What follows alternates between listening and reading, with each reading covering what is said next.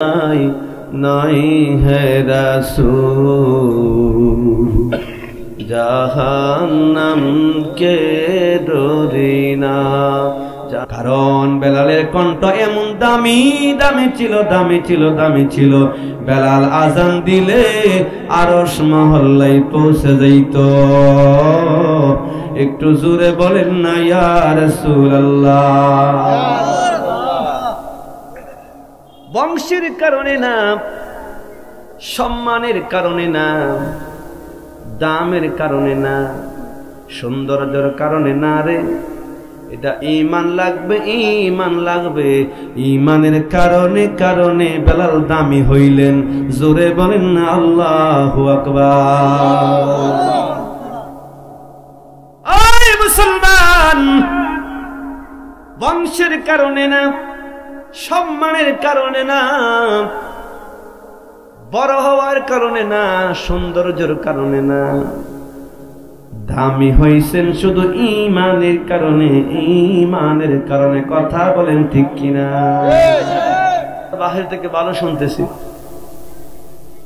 কিন্তু ভিতরে আসলে এটা সবই আলাদা। ওটা জান্নাতের বাগান। ওখানে গুনাহ মাফ হবে, গুনাহগুলো নেক দিয়ে রূপান্তরিত হবে। চমৎকার কথা হলো, আমাদের জীবনে তো গুনার সংখ্যাটাই বেশি, ঠিক না? ওই গুনাহগুলো নেক দিয়ে রূপান্তরিত করে দিবেন আল্লাহ তাআলা। আসুন মাহফিলে বসে যান, কারণ আমি সাহাবীর জীবনের কিছু আলোচনা আপনাদের সামনে রাখবো। আমি কিভাবে সাহাবীর জীবনী বলবো। হযরতে কাব্বাব বলেন, আমি কামার ছিলাম, কামার। কাফেররা শুনছে যে আমি নবীর কালিমা পড়ছি, তারা আমার হাত পা বেঁধে আমার সেই উলুম থেকে বা আমার সেই আগুন, তারা কয়লাগুলো উঠাইয়া আমাকে কয়লার মধ্যে শুয়াই দিছে। আমার এই কয়লার মধ্যে শুয়াই দিছে।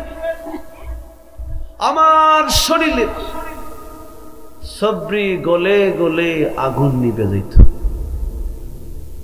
কি সহজ মনে করছেন? হ্যাঁ, আমার শরীরের চবরি গলে গলে আগুনটা নিভে যাইত।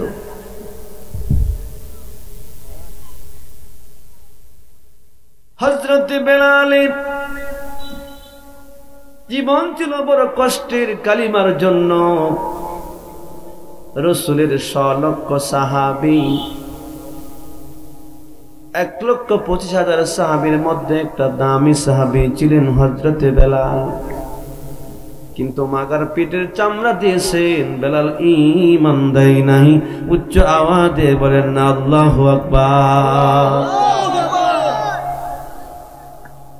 হযরতে বেলালের জীবন ছিল বড় কষ্টের কালিমার জন্য। তিনি জীবন দিয়ে দিলেন, কারণ হযরতে বেলাল ছিলেন উমাইয়ার কিনা গোলাম। গোলাম হওয়ার কারণে বেলালের উপরে স্ট্রিম রোলার চালাইতো। দিনের পর দিন, সপ্তাহের পর সপ্তাহ বেলালকে না খাওয়ায় রাখা হতো।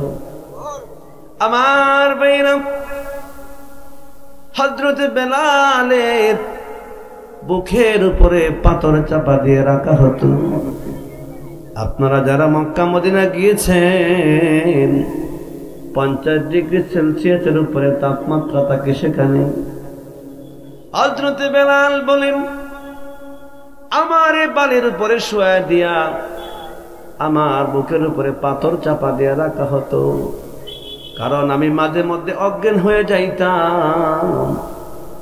আমার যখন হুঁশ আসতো রে, আমি আহাদ আহাদ শব্দ বলতাম। উচ্চ আওয়াজে বলেন না ইয়া রাসূলুল্লাহ। আমি কিভাবে হযরতে বেলালের জীবনী আমি আপনাদেরকে শোনাইব। রাসূলের 100 লক্ষ সাহাবীর মাঝে সাহাবী ছিলেন হযরতে বেলাল। কিন্তু বেলালের জীবন ছিল বড় কষ্টের জীবন।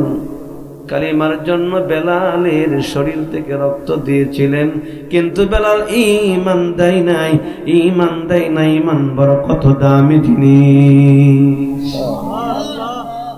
উমাইয়া বলতো, বেলাল রে, আয় বেলাল, কালিমা ছাড়বি নাকি ঈমান দিবি? বেলাল বলে, উমাইয়া রে, কালিমা আমার রক্তের গুড়াই গুড়াই লেগে গেছে রে, আমি আমার জীবন দিয়া দেব, আমি কালিমা বাদ দিতে পারবো না। হে রাসূল, তোমায় ভালোবাসি, অন্তরে শুধু মুখে নয়, জান্নাতের আশায় নাই হে রাসূল, জাহান্নামকে ডরি না, জান্নাতের আশায় সোল, জাহান্নামকে ডরি না। তোমায় পাওয়ার আশায় এই মন ছুটে যায় মদিনায়, তোমায় পাওয়ার আশায় এই মন ছুটে যায় মদিনা। হে আশিকে দিদার দাও না, আর দূরে তাকিও না। হে রাসূল, তোমায় ভালোবাসি, অন্তরে শুধু মুখে নয়, জান্নাতের আশায় নাই হে রাসূল, জাহান্নামকে ডরি না। আল্লাহুম্মা সাল্লি আলা সাইয়্যিদিনা মাওলানা ওয়া আলা আলি সাইয়্যিদিনা মাওলানা। হযরত বেলালের জীবন বড় কষ্টের জীবন। তিনটি বেলাল জীবন কালিমার জন্য উৎসর্গ করে দিয়েছিলেন, কিন্তু ঈমান দেয় না।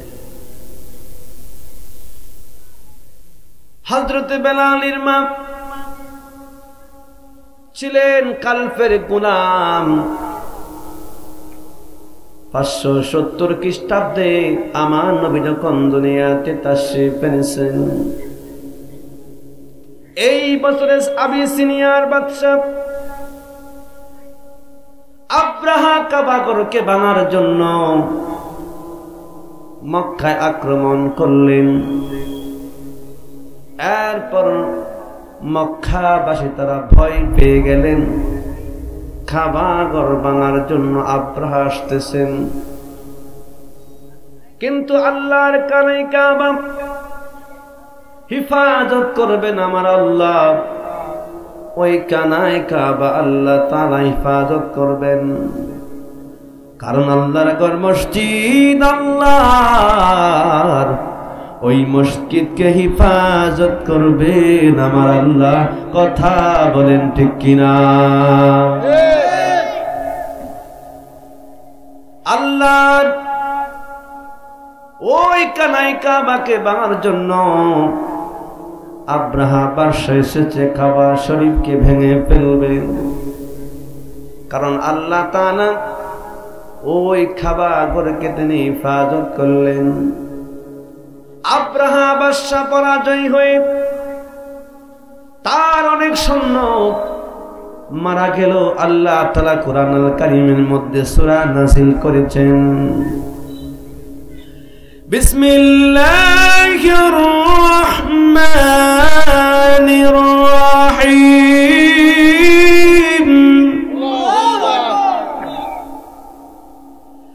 আলাম তারা কাইফা ফাআলা রাব্বুকা বিআসহাবিল ফিল,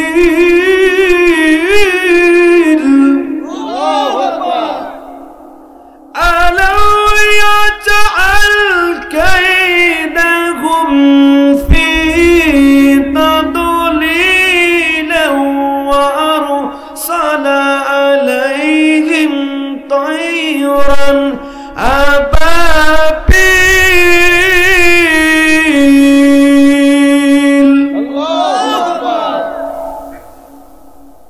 আল্লাহ রাব্বুল আলামিন ওই সূরা ফিলকে নাযিল করে বলছেন, হে নবী আপনি কি জানেন নাই, ওই আব্রাহা বাদশা আপনার কাবা ঘরকে ভাঙার জন্য আসলো। আমি তাদেরকে এমন ভাবে ধ্বংস করে দিয়েছি, আবাবিল মানে পাখি, ওই পাখি দ্বারা ওই দুনিয়া নিচ থেকে পাথরগুলো তারা এনে এনে ওদের উপরে মেরে দিল। তারা বশির নাই হয়ে গেল। উচ্চ আওয়াজ দিয়ে বলেন না আল্লাহু আকবার। তারা বশির মতো হয়ে গেল। এরপরে আব্রাহা বাদশা যারা বেঁচে পেরেছিল তারা বেশে সিনিয়ায় চলে গেল। এর মধ্যে একটা কিতো দাসী ছিলেন হামামা, তিনি হচ্ছেন আব্রাহার বাতিজি। ভাগ্যের কি নির্মম পরিহাস, তিনি খালফের করে তার বাদী হিসাবে তার স্থান হলো। আর খালফের একজন গোলাম ছিলেন, ওই কালপের একজন গোলাম ছিলেন রাবা। ওই রাবার সঙ্গে হামামার বিবাহ হয়ে গেল। আর হামামার ঘর থেকে ইসলামের কণ্ঠ কান্ডারি হযরতে বেলালকে আল্লাহ তারা দুনিয়ায় পাঠাইলেন। উচ্চ আওয়াজ দিয়ে বলেন না ইয়া রাসূলুল্লাহ। এই হযরতে বেলালের মা, হযরতে বেলালের বাবা খালফের কিনা গোলাম ছিল, দাসী হয়ে থাকত। আপনারা জানেন তৎকালীন সময় আরবের মানুষদেরকে গোলাম করে রাখা হতো। খানার অভাবে, টাকার অভাবে, পয়সার অভাবে মানুষকে বিক্রি করা হতো। আমরা যেমন সারাদিন দিন মজুর নেই, কিন্তু তারা টাকার বিনিময়ে পুরা জীবন তাদেরকে গোলাম বানিয়ে রাখত। হযরত বেলালের মা, তিনি ছিলেন স্বয়ং আব্রাহা বাদশার বাতিজি। আল্লাহ তাআলা খালফের ঘরে তার স্থান দিয়ে দিলেন। আর রাবার সঙ্গে বিবাহ হয়ে গেল। তার ঘর থেকে আল্লাহ তাআলা হযরতে বেলালকে দুনিয়ায় পাঠাইলেন। উচ্চ আওয়াজে বলেন না আল্লাহু আকবার। আল্লাহু আকবার। আমার বন্ধুগণ, হযরতে বেলাল রাদিয়াল্লাহু তাআলা আনহুর জীবনী আমি আপনাদেরকে শোনাইব। কারণ বেলালের জীবন ছিল বড় কষ্টের জীবন। হযরতে বেলাল কালিমার জন্য কুরবানি করেছিলেন, কথা বলেন ঠিক কিনা? হযরতে বেলাল বড় হতে লাগলেন। কিছুদিন যেতে না যেতে রাবা ইন্তেকাল করলো, হামামা ইন্তেকাল করলো। হযরতে বেলাল তিনি খালফের ঘরে তিনি বড় হতে লাগলো। অতি আদরে বেলাল বড় হতে লাগলো। খালফ যখন ইন্তেকাল করলেন, কালপের ছেলে হলো উমাইয়া, বড় নিষ্ঠুর গাদ্দার ছিল, রাগে মেজাজি ছিল। বেলালের উপরে তিনি চড়া হতেন মাঝে মধ্যে। বেলালকে কথা না শুনলে বেলালকে তিনি পিঠা দিত, মায়ের দিত। এক তো বেলাল কিনা গোলাম, দ্বিতীয় বেলাল নবীর কালিমা পড়ছে, বেলালের উপরে ইস্তিমরুলার চালায় দিছে। এরপরে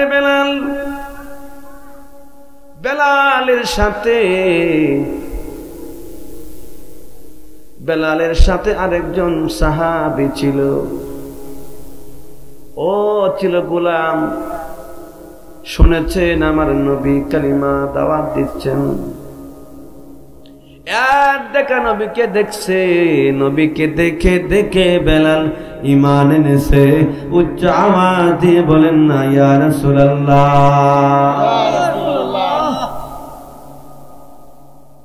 এক দেখা আমরা তো আমাদের কত শায়েখকে দেখতে দেখতে দেখতে দেখে চোখে ময়লা পড়ে যায়, তো মুরিদ হয় না। মা বাপ তো মুরিদ হওয়া যায় না, এমন বাঙালি মুসলমান আছে না নাই? এই কপালপুর আছে না? মা বাপ আছে, মুরিদ হওয়া কি দরকার বলে না? বলে মাই ইয়াহদিল্লাহু ফাহুয়াল মুহতাদ ওয়া মাই ইউদ্লিল ফালান তাজিদ লাহু ওয়ালিয়াম মুরশিদা। যার মুর্শিদ নাই, যার অভিভাবক নাই, সে পথভ্রষ্ট, সে হলো পথভ্রষ্ট। আমাদের ওই এলাকাতে বহু মানুষ আছে, তারা বলে পীরের দরবারে যাওয়া কোনো লাভ নাই, কারণ আমি বললাম রে আল্লাহর কোরআন বলছে তোমার মতো পথভ্রষ্ট আর কেউ নাই। কথা বলেন ঠিক কিনা? তুমি পথভ্রষ্ট, আমি বলছি না, কোরআন বলছে। ফাহুয়াল মুহতাদ, আল্লাহ বলেন কখনো সে হিদায়াতের পথ পাবে না তার অভিভাবক ছাড়া। অভিভাবক ছাড়া কোন অভিভাবক? ওয়ালিয়াম মুরশিদা, তার মুর্শিদ ছাড়া সে কখনো আল্লাহর পথ পাবে না। কথা বলেন ঠিক কিনা? অভিভাবক ছাড়া সে পথ। আর আমাদের মসজিদগুলোতে জুড়ে জুড়ে বয়ান করি, মাহফিলে বয়ান করি, মসজিদ লাগবে না, পীর লাগবে। সে কথা বলে নাই, নবী বলেন ফাআলাইকুম বিসুন্নতি, তোমরা আমার সুন্নাতকে ধরো, আমার সুন্নাহগুলো তোমরা মানো। আজকে সুন্নাতের বয়ান নাই, আমরা হাদিসের বয়ান নিয়ে আমরা ব্যস্ত আছি। কথা বলেন ঠিক কিনা?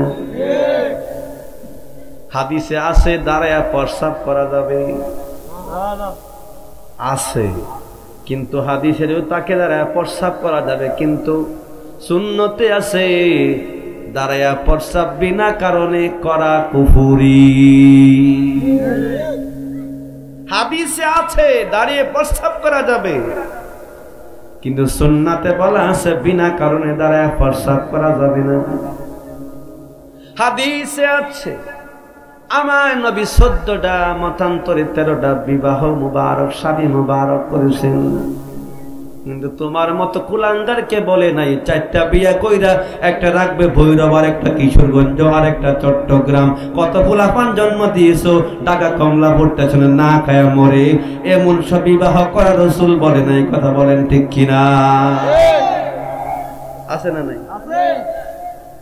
সবচেয়ে বেশি পোলাপান পাবেন আপনি কমলাপুর, চট্টগ্রাম, ভৈরবের, এরপরে যেগুলো জংশন রেলওয়ে স্টেশন আছে, দেখবেন হাঁটতেছে হাঁটতেছে খাবলা দিয়ে মোবাইল নিয়ে দৌড় মারছে। ওদের কিছু লোক আছে সিন্ডিকেট করে, তো মোবাইল নিয়ে গেলে কিছু টাকা দিয়ে দিয়ে চলতে পারে। যদি বলেন তোমার মা বাপ নেই, বলে না মা বাপ নেই। এই জন্য হাদিসে আছে আপনি 13টা 14টা বিবাহ করতে পারবেন, কিন্তু সুন্নতি নাই। সুন্নতে হলো সুলাসাই রুবা, তোমরা 4টা বিবাহ করতে পারবা। কারণ কারণবশতে। কিন্তু বলা হলো আমার ভাইরা, কিন্তু পালাইকুম বিসুন্নতি পালাইকুম বিহাদিসি, আমার নবী বলে নাই। কারণ নবী জানতেন হাদিস নিয়ে পেকরা হবে, সুন্নাত নিয়ে কোনো দ্বিধা দ্বন্দ্ব হবে না। কথা বলেন ঠিক কিনা? আমার কথা খারাপ লাগতেছে আপনাদের? হ্যাঁ, আমার বন্ধুগণ, হযরতে বেলালের জীবন ছিল বড় কষ্টের কালিমার জন্য। রাসূলের পাখের উপরে ঈমান আনলেন, কারণ তারা নবী দেখে ঈমান আনছে, ছবি দেখে ঈমান আনে নাই। কথা বলেন ঠিক কিনা? হযরতে বেলাল নবী দেখে বেলাল ঈমান আনছে। বেলাল বলে আমার জীবন চলে যাবে, আমি কালিমা থেকে আমি সরে যেতে পারবো না। উমাইয়া শয়তান প্রকৃতির মানুষ ছিলেন। হযরত বেলালকে তিনি কিছু চাল দিলেন পিসার জন্য। আমাদের বর্তমানে রাইস মিল আছে, অটো মিল আছে, আপনি ড্রাই মেশিনে কাঁচা ধান দিবেন, ধানগুলো সিদ্ধ হবে, শুকাবে, চাল হয়ে বের হবে, রাইস কুকারে দিবেন, আপনি ভাত খাবেন। কত সহজ। তৎকালীন সময় এমন ছিল না, জাতা দিয়ে চালগুলো পিষা হতো। হযরতে বেলাল কে চাল দিয়েছেন পিষার জন্য। হযরতে বেলাল চাল দিয়েছেন বেলালকে পিষার জন্য। হযরতে বেলালের শরীরে প্রচন্ড জ্বর এলো, চালগুলো বেলাল পিষতে পারে নাই। সকাল হলে পরে উমাইয়া বেলালকে ডাকে আনলো, রে বেলাল, তোমাকে চাল দিলাম, চালগুলি তুমি কেন পিষতে পারো নাই? বেলাল বলেন, আমার শরীরে প্রচন্ড জ্বর এলো, আমি জ্বরের কারণে চালগুলো পিষতে পারি নাই। উমাইয়া বলছে, বেলাল রে, এক তুমি নবীর কালিমা পড়ছো, দ্বিতীয় তুমি আমার কথাগুলো মানো না। তোমার আমি চাল দিলাম, চালগুলো পিষতে পারো নাই। মক্কার লম্পট ছেলেদেরকে দিয়া বেলালের গলার মধ্যে রশি বেঁধে বেঁধে বেলালকে ছেলেদের হাতে তুলে দিলেন। আপনারা জানেন ওই মক্কা নগরী পাথরি মরুভূমি এলাকা, পাথরময় রাস্তা। বেলাল বলেন, আমারে পাথর দিয়ে নিতে নিতে আমার হাঁটু গুলো চলে যাইত, আমার হাত গুলো চলে যাইত, আমাকে হামা করে দিয়ে হাঁটার কথা বলা হতো। মাঝে মধ্যে আমারে জোরে জোরে আমারে পিটানো হতো, আমি পিটা খেয়ে খেয়ে আমি অজ্ঞান হয়ে যাইতাম। আমার যখন হুঁশ আসতো, আমি আহাদ আহাদ আমি বলতাম। কালো বেলাল ইথিওপিয়ায় তার বাড়ি ছিল, নিগ্রু বেলাল। পিঠার আগাতে আগাতে কালো বেলাল লাল হয়ে যেত। আবু বকর পথ দিয়া যায়, যায় বলে, বেলাল রে, তুমি আস্তে আস্তে কালিমা পড়ো, জোরে বললে তোমারে মারবে, তোমারে পিঠাইবে, তুমি আস্তে আস্তে পড়ো। আবার কয়েকদিন পরে আবু বকর তিনি রাস্তা দিয়ে হেঁটে যায়, দেখেন বেলালকে মরুর বালির মধ্যে শোয়া দিছে। এরপরে আবু বকর বলেন, বেলাল, তোমারে তো আমি বলছিলাম কালিমা আস্তে আস্তে পড়ো। হযরতে বেলাল বলে, আবু বকর, আপনি আমারে আস্তে আস্তে পড়ার কথা বলছেন, ঠিক আছে, আমি কালিমা আমি যখন জোরে জোরে বলি, আমার ব্যথা লাগে না, ব্যথা লাগে না, ব্যথা লাগে না, জোরে বলেন না ইয়া রাসূলুল্লাহ। আজকে যারা নবীর আশিক, যারা নবীর প্রেমী, তারা প্রেম ভালোবাসা দিয়ে অন্তরটাকে নবীর প্রেমে রঙিন করেছে।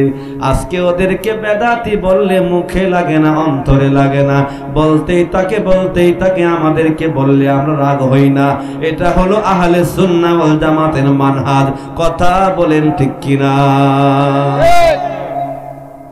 ওই হচ্ছে আমাদের সাহাবায়ে কেরামদের মানহাজ। কারণ আমরা রাগ হই না। নবীর সাহাবীরা নবীর জন্য কত ঈমান, কেমন ঈমান ছিল বেলালের। আবু বকর বলে, বেলাল তুমি আসতে বলবা। আবু বকর চলে গেলেন সৌদি আরবের মরুভূমির পাথরি ময়রাস্তা দিয়ে বেলালকে শেষরায়া বেলালকে নেয়। এরপরে বেলাল আহাদ আহাদ শব্দ বলে। উমাইয়া বলে, বেলাল জীবন দিবি না কালিমা চারবি? হযরতে বেলাল বলেন, উমাইয়া রে, আমি আমার কালিমা আমি বাদ দিতে পারবো না। বলে, আমি কালিমা বাদ দিতে পারবো না। হযরতে বেলাল রাদিয়াল্লাহু তাআলা আনহু বলেন, হযরতে বেলাল রাদিয়াল্লাহু তাআলা আনহু বলেন, আমারে মরুর বালির মধ্যে শোয়া দিল, বুকের উপরে পাথর চাপা দিয়ে রাখা হতো, পাথর চাপা দিয়ে বেলালকে রাখা হতো। মরুভূমির প্রচন্ড রোদের বালুময়ের মধ্যে বেলালকে রাখা হতো। এই বালির কণাগুলি গরম বেলালের শরীরে লেগে লেগে লেগে লেগে বেলালের শরীর থেকে টসা উঠে যাইত। উমাইয়া এমন হতো, বেলাল যখন কালিমা বেলাল বাদ দেয় নাই, বেলালের শরীরের মধ্যে চামড়াগুলি কষে গেছে। চাবুক দিয়ে পিটাইতো পিটাইতো পিটাইতো। এরপরে বেলাল আহাদ আহাদ শব্দ বলতো, কিন্তু উমাইয়া নিষ্ঠুর। এরপরে হাদিসে আসছে, লবণগুলো দিয়ে ঢেলে ঢেলে বেলালের শরীরে দিয়ে দিত। হযরতে বেলাল, তবে বেলাল আহাদ শব্দ বেলালের জীবন থেকে যায় নাই। উমাইয়া দেখেন শাস্তি দেওয়ার পরে দাঁতিয়ে দিতে দিতে দিতে আর পারে না, লোহার রড গরম করে করে বেলালের জিহ্বার মধ্যে লাগিয়ে দিছে। জিহ্বা ছিদ্র হয়ে গেছে, যাতে হযরতে বেলাল আহাদ আহাদ না বলতে পারে। রে মুসলমান, হযরতে বেলালের জীবন বড় কষ্টের জীবন। আবু বকর আমার নবীর দরবারে খবর পৌঁছাই দিলেন, নবী আমার, আপনার একজন সাহাবী হযরতে বেলাল আপনার দিনের কথা মানে, ধর্মের কথা মানে, কালিমা পড়ছে, কালিমা পড়ছে। আপনি যদি আমার অনুমতি দেন, আমি বেলালকে কিছু টাকার বিনিময়ে আমি উমাইয়ার কাছ থেকে কিনে আনব। আবু বকর আসলেন বেলালকে কেনার জন্য। উমাইয়া বলে, আমি যদি আবু বকরের কাছে আমি বেলালকে বিক্রি করি, তাহলে তো আজাদ করে দিবেন, মুক্ত করে দিবেন, না বিক্রি করব না। হযরতে বেলাল কষ্ট নিয়ে চলে, হযরতে আবু বকর কষ্ট নিয়ে চলে গেলেন। তখনও আল্লাহর রাসূলের একজন সাহাবী, রাসূলের চাচা ছিলেন আব্বাস রাদিয়াল্লাহু তাআলা আনহু, তিনি তো কালিমা পড়ে নাই। কৌশলে আব্বাসকে পাঠাইছেন।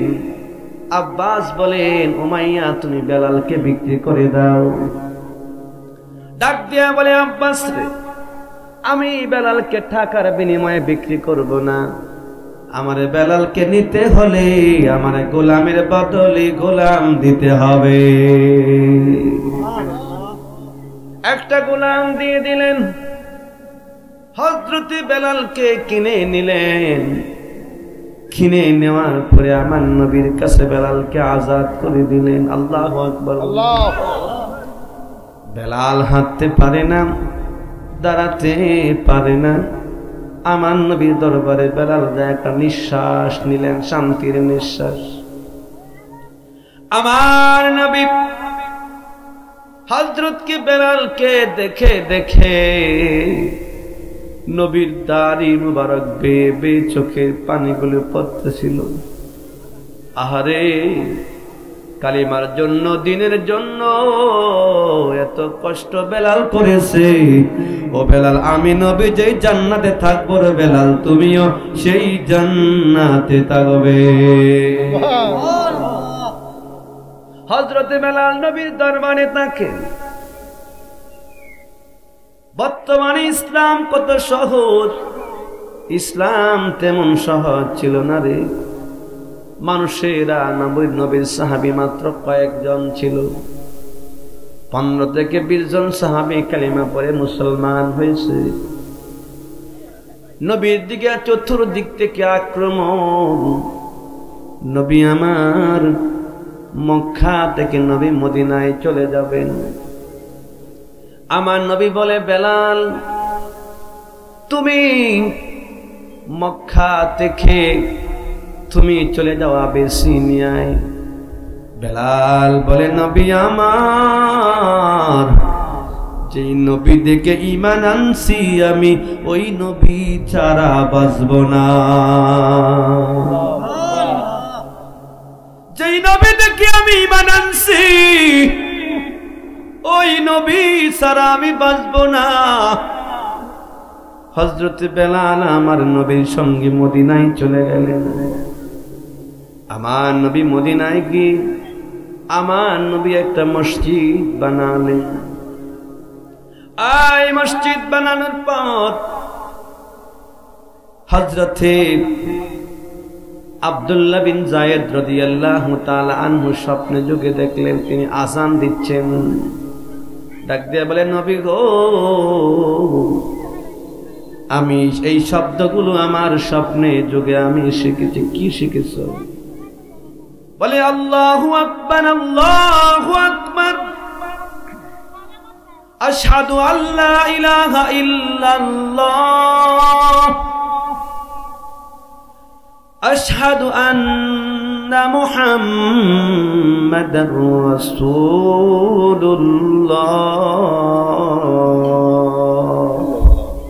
সাল্লাল্লাহু তাআলা আলাইহি ওয়াসাল্লাম।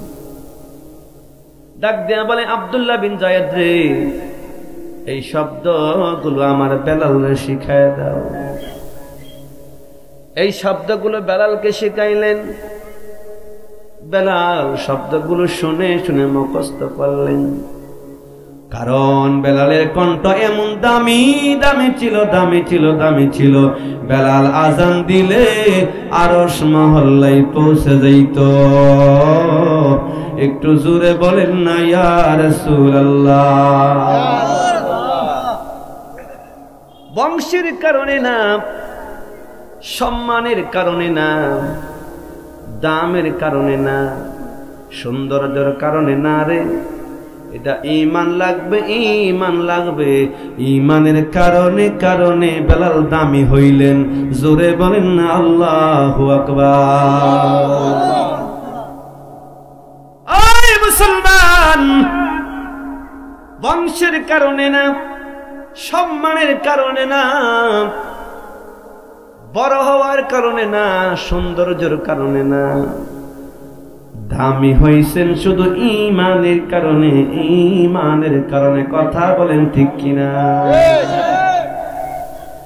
আমাদের এমন ঈমান, আমার নবীর বিরুদ্ধে কথা বলে আমাদের মুখে লাগে না, মুখেও বাজে না। আমার নবীকে ব্যঙ্গচিত্র করলো, আমার নবীর বিরোধী করলো, আমরা কোনো প্রতিবাদ করতে পারলাম না। কথা বলেন ঠিক কিনা? আরে আহলে সুন্নাত তো এই মুসলমান। একটা হলো মোহাব্বতে জাতি আর একটা মোহাব্বতে সিফাতি। মোহাব্বতে জাতি টুপিতে, পাগড়িতে, জুব্বাতে, পাঞ্জাবিতে, লেবাসে, দাওয়াতে। কিন্তু মোহাব্বতে সিফাতি হলো নবীর জন্য রক্ত দিয়ে। কথা বলেন ঠিক কিনা? মোহাব্বতে সিফাতি টুপি দিয়া, পাগড়ি দিয়া, দাড়ি দিয়া, জুব্বা দিয়া। কারণ দাড়ি টুপি নিয়া, মোহাব্বতে সিফাতি লইয়া তারা নবীর সুন্নাহর বিরোধী করে, এমন লোক আছে না নাই? এদের একজন বিরোধী করলে শত লোক অনলাইনে ঝাঁপিয়ে পড়ে, বলে এমনে না হেমনে। আল্লাহ বলেন যে আমার রসুলকে তোমরা রাই না বলিও না, উনজুর না বলো, আর রাখান বললে আমরা খুশি হই। কি এমন লোক আছে না নাই? আরো দল বাইন্দে অনলাইন ভিড় করে বলে যে না এমনে বলছে না এমনে বলছে। আর সাহাবায়ে কেরাম তাদের কেমন ঈমান ছিল, কিন্তু তারা রক্ত দিয়েছেন মাগার ঈমান দেয় নাই। জোরে বলা যাবে না কি ইয়া রাসূলুল্লাহ? এই বাজিতপুরবাসী ভালো করে শুনে যাবেন, আমার নবীর সাহাবীরা রাসূলের জন্য জীবন দিয়ে দিলেন।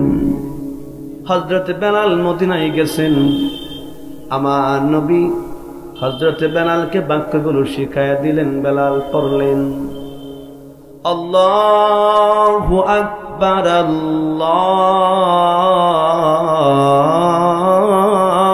আকবার, আল্লাহু আকবার, আল্লাহু আকবার, আশহাদু আল্লা ইলাহা ইল্লাল্লাহ, আশহাদু আন্না মুহাম্মাদার রাসূলুল্লাহ।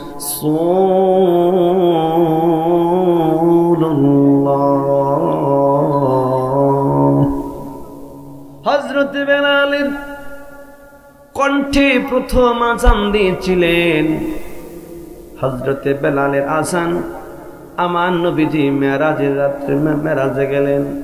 সামনে আসতেছে মেরাজের চাঁদ, নবী আমার মেরাজে গেলেন। আমার নবী মেরাজ থেকে নবী আমার ফিরে আসলেন। নবী এসে বলেন বেলাল গো তুমি কি আমল করো? হযরতে বেলাল বলেন নবী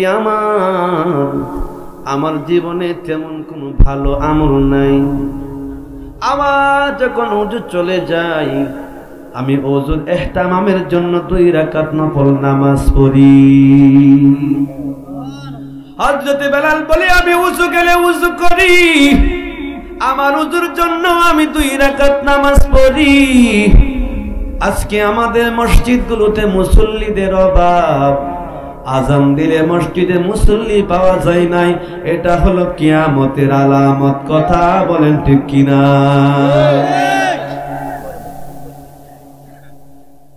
এখন মসজিদগুলোতে মুসল্লি নাই, এসি লাগাইয়া ইমাম বৈশা তাকে মুসল্লি নাই। বলে হুজুর গো আপনি আমাদেরকে তো একদিনও নামাজের কথা বলেন নাই, আর পণ্ডিত আলাপ করে, পণ্ডিতি আলাপের শেষ নেই। কথা বলেন ঠিক কিনা? আরে বলুন তো, ইমাম 5 বার মুসল্লিকে ডাকে না? কি বলেন? হাইয়া আলাস সালাহ, হাইয়া আলাল ফালাহ।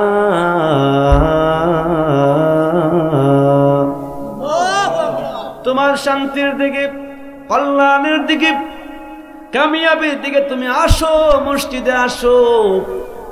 আয়েশা তুমি মহান আল্লাহর হুকুমগুলো পালন কর বলে না? এক লোক সৌদি আরবে গেছে, আমি এতদিন সৌদি আরব ছিলাম, আসলে কিছু পাই নাই, বাংলাদেশের কিছু সৌদি আরবে নাই। ও কি পাইছো তুমি? একটা পাইছি, আজানটা যে পরে এইটা বাংলাদেশের মতো পাওয়া গেছে, আর কিছু পাইছি না, খালি আজানটা বাংলাদেশের মতো পাইছি। তার মানে বেচারা তোর বাসাটা সব বুঝে না, এখন আজানটা তো বাংলাদেশে সবসময় 5 ওয়াক্ত পরে, এটা শুনে শুনে মুখস্থ করে ফেলছে, এই জন্য বলতেছে যে আজানটা শুধু পাইছি বাংলাদেশের মতো। এমন বলো তো আমাদের বাংলাদেশে আছে, কথা বলেন ঠিক কিনা? কিন্তু বলে পীর মুরিদি নাই, কে বলছে? আমাদের মসজিদের ইমাম সাহেব বলছে ইমামকে বিক্রি করলে রাসূলের কি হাদিসের মতো হবে না, কথা বলেন ঠিক কিনা? ওদেরকে বিক্রি করলে একটা হাদিসের মতো হবে। সাহাবায়ে কেরাম ঈমান এনেছে, ঈমান ঈমান, আমল না, আমল না, খালি আমলের বয়ান। আরে আমল তো করবে সেই ব্যক্তি যার ঈমান আছে, যার ঈমান নাই তার আমল করে কোনো লাভ আছে বলেন? আমার সাথে এক হিন্দুর খুব পরিচয়, আমি ওনার বাসাতে একদিন গেলাম, উনি আমার সামনে খুব সুন্দর কণ্ঠে কোরআন পড়তেছে। আর ওর কোরআন পড়লে লাভটা কি হবে? ওর হাদিস পড়লেই কি, ও কোরআন পড়লেই কি বলেন? ও তো ঈমানই নাই। আরে পাগড়িতে জুব্বাতে, এই যে শিখ ধর্ম যারা ভারতের, এই যে ডক্টর মনমোহন সিং, এদের যে বড় পাগড়ি, আমাদের বাইতুল মোকাররমের হুজুরকে ফাঁস করবে, এখন কি তাদের কি ইমানদার বলা যাবে? হ্যাঁ, আরে ভাই ঈমান তো ঈমান তো দেখা যায় না রে ভাই, ঈমান অন্তরে লাগবে। জানের চেয়ে রাসূলকে মহব্বত করতে হবে, ভালোবাসতে হবে, কথা বলেন ঠিক কিনা? এই হলো ঈমান লাগে। আমি কেন কথাগুলো বলতেছি, আপনারা কষ্ট পাইতেছেন? বলেন কষ্ট পাইতেছেন? কারণ বেলাল আজান দিলে আরশে মহল্লা পর্যন্ত বেলালের আজান চলে যেত। আমার নবী মেরাজ থেকে ফিরে আসলেন, আয়েশা বেলালকে বলেন, রে বেলাল, জিব্রাইল আমিন যখন আমারে ছেড়ে যাচ্ছিল, আমি একা একা আমি ছিলাম, তখন আমি তোমার আজানের শব্দ আমি পাইছি। জোরে বলেন না ইয়া রাসূলুল্লাহ। হযরত বেলাল আজান দিলে আরশে মহল্লা চলে যাইতো, আর আমাদের আজানের কোন স্টাইল নাই। আল্লাহু আকবার, আল্লাহু আকবার। আমি তো বিভিন্ন সফরে থাকি, এক এক জায়গার আজান এক এক রকম, কি বলেন? হ্যাঁ, এক জায়গায় শুনতেছি বলতে আশহাদু আন্না মুহাম্মাদার রাসূলুল্লাহ। আচ্ছা, কোন যে এই যে আমি তো সফরে থাকি, পাই জায়গায় আজানগুলো শুনি, তো এই জন্য আজানটাও ভালো করে দিতে পারে না। আমার বন্ধুগণ, হযরত বেলাল রাদিয়াল্লাহু তাআলা আনহু আজান দিলে আরশে মহল্লায় আজান পৌঁছে যাইত। এরপরে আমার নবী তিনি ওফাত হয়ে গেলেন।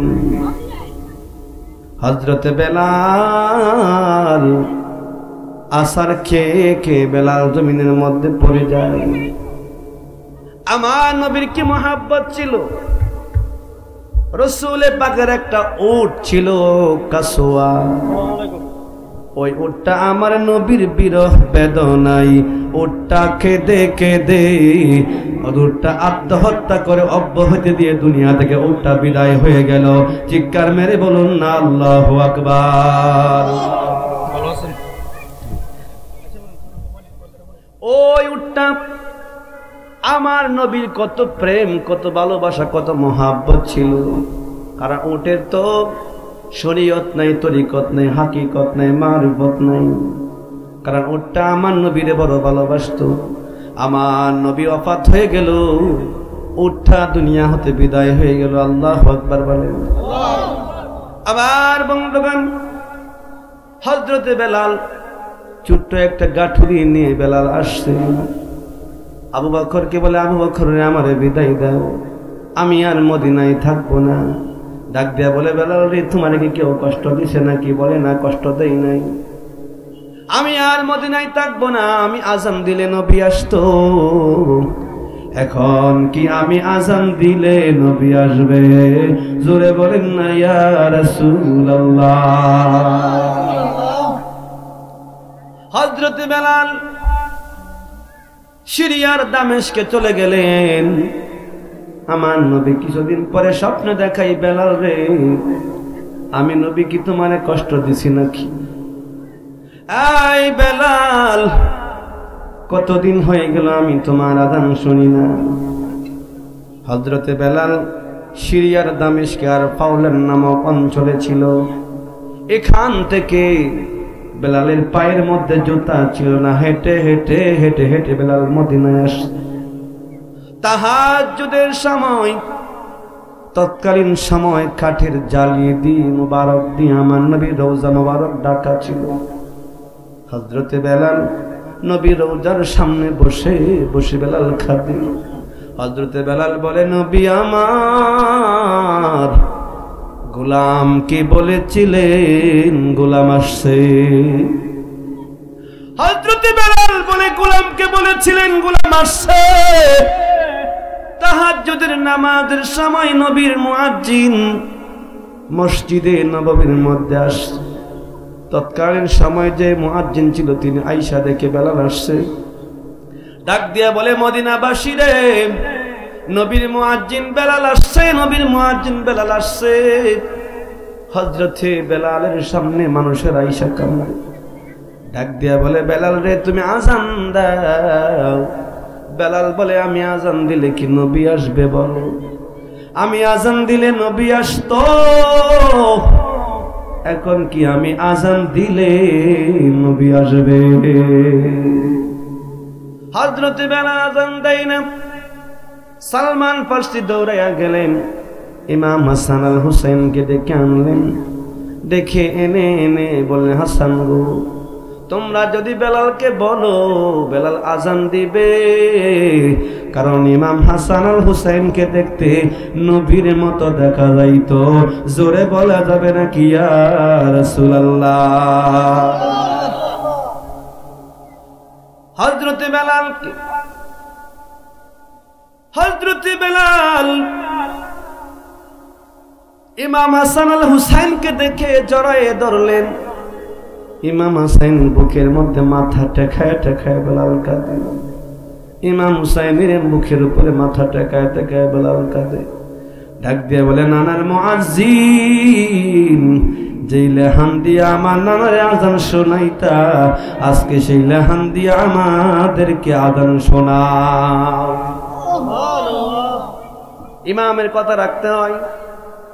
বনু নাজ্জার গোত্রের মহিলার ছাদের উপরে দাঁড়িয়ে আযান দেওয়া হতো। বেলাল আযান দেওয়ার জন্য বেলাল উপরে গেলেন আযান দিতে। বেলাল বললেন, আল্লাহু আকবার, আল্লাহু আকবার, আশহাদু আল্লা ইলাহা ইল্লাল্লাহ। যখন আল্লাহু আকবার বলছেন, মদিনার যুবকেরা চলে আসছে, কেউ আর ঘরে রইল না। যখন আশহাদু আল্লা ইলাহা ইল্লাল্লাহ বলছেন, মদিনার ছোট বাচ্চারা, মহিলারা ঘর ছেড়ে চলে আসছে। তারা বলছে, মনে হয় নবী আসছে, নবী আসছে। জোরে বলেন না ইয়া রাসূলুল্লাহ। এরপরে বেলাল যখন আশহাদু আন্না মুহাম্মাদার রাসূলুল্লাহ বলল, পুরা জমিনটা কম্পন শুরু হয়ে গেল, জমিনটা কাঁপতেছিল। হযরতে বেলাল অজ্ঞান হয়ে পড়ে গেলেন, আর আযান দিতে পারে নাই। পুরা মদিনাবাসী কাঁদতে কাঁদতে অস্থির হয়ে গেল। নবীর মুয়াজ্জিন আসছে, নবীর মুয়াজ্জিনে আযান দিচ্ছে, মনে হয় নবী আসবে, নবী আসবে, নবী আসবে। জোরে বলেন না ইয়া রাসূলুল্লাহ। বেলালের হুঁশ আসলো। বেলাল বলছেন, নবী আমার, আপনি আমাকে ডাকছেন আযান দিতে, আমি আযান দিলাম। আমি আযান দিলে আপনি আসতেন, এখন আজান দিয়েছি নবী গো আপনি আসেন না কে। এরপরে আবার বেলাল সিরিয়া থেকে, হযরত বেলাল মদিনা থেকে বেলাল সিরিয়ায় দামেস্কে চলে গেলেন। আল পাওলান নামক এলাকায় বেলাল ইন্তেকাল করলেন। বেলাল ইন্তেকাল করার পরে আল পাওলানের বাবু সাগির কবরস্থানে বেলালকে চিরনিদ্রায় শায়িত করা হয়েছে। বলেন চিৎকার মেরে বলেন আল্লাহু আকবার। আহা, বংশের কারণে না, সম্মানের কারণে না, চেহারার কারণে না, চেহারার কারণে না, শুধু ঈমান ঈমান ঈমান, ঠিক কি না বলেন? শুধু ঈমানের কারণে, ঈমানের ভালোবাসা বুকে থাকার কারণে পিঠের চামড়া দিয়েছেন মাগার ঈমান দেয় নাই। কথা বলেন ঠিক কি না? আর আমরা এমন হইলাম, আমরা এমন হইলাম রাসূলের সুন্নাহর বিরুদ্ধে কথা বলে মুখে বাজে না, এমন লোক আছে না নাই? এই জন্য শুধু নিচে খাইলে হবে না। রাসূল বলেন তোমাদের আশপাশের দিককে তোমরা খাওয়াও। সুবহানাল্লাহ বলেন। এটা রাসূলের সুন্নাত। এলাকাবাসীকে নিয়ে খাওয়া, মানুষকে দাওয়াত দিয়ে খাওয়ানো। 40 ঘর এপার ওপার দেখতে হবে যে কে না খেয়ে আছে, এটা রাসূলের সুন্নাত। কিন্তু আজকে রাসূলের সুন্নাত থেকে আমরা অনেক দূরে, ঠিক কিনা বলে? এই জন্য এই সুন্নাতের বয়ানগুলো, হাদিসের বয়ানগুলো আমাদেরকে শেখানোর জন্য যুগে যুগে আল্লাহ তাআলা আউলিয়ায়ে কেরাম, আল্লাহর ওলিদেরকে পাঠিয়েছেন। তাদের মেহনতের কারণে এই বাংলার জমিনে ইসলাম আছে। কথা বলেন ঠিক কিনা? বলা হয়েছে এই যে গতদিন শুক্রবারের ভূমিকম্পতে অনেক দেশের ক্ষয়ক্ষতি হলো, আবার বলে যে আরেকটা ভূমিকম্প হবে, ঢাকা শহরের 60 থেকে 70,000 বিল্ডিং তলায় যাবে। আরে না, ওলিদের তুফাইলে হে আল্লাহ তাআলা আমাদেরকে হিফাজত করবে। বলেন সুবহানাল্লাহ। কারণ বড় বড় দুর্যোগ থেকে আল্লাহ আমাদেরকে হিফাজত করেছেন। কারণ বাংলাদেশের এমন কোন থানা বাদ নাই, এমন কোন জেলা বাদ নাই যে আল্লাহর ওলিদের মাজার শরীফ নাই। কথা বলেন ঠিক কিনা?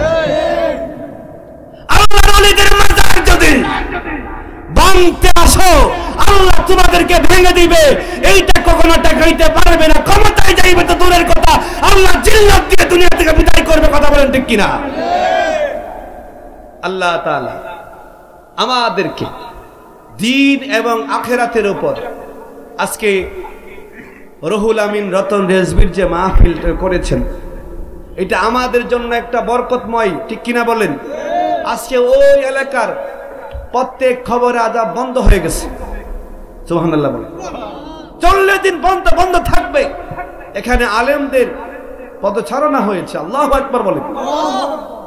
আল্লাহ তাআলা আজকের এই মাহফিলকে কবুল করে বলেন আমিন। উচ্চ আওয়াজে বলেন আমিন। যারা টাকা দিয়া, পয়সা দিয়া, শ্রম দিয়া আজকের ওই মাহফিলে সহযোগিতা করেছেন, আল্লাহ তাআলা ওদের হায়াতে কারিমাতে বরকত দান করুক। বলেন আমিন। কারণ বক্তা চলে আসছেন, ওনাকে বসায় রেখে আলোচনা করা ঠিক নয়। তবেও আমি আলোচনাটা গুছানোর জন্য আপনাদের সামনে কয়েকটি কথা বলেছি। আল্লাহ তাআলা আমাদেরকে ওই কথার উপরে আমল করার তৌফিক দান করে বলি আমিন। উচ্চ আওয়াজে বলি আমিন। ওয়া আখিরি দাওয়ানা আনিল হামদুলিল্লাহি রাব্বিল আলামিন। আসসালামু আলাইকুম ওয়া রাহমাতুল্লাহি।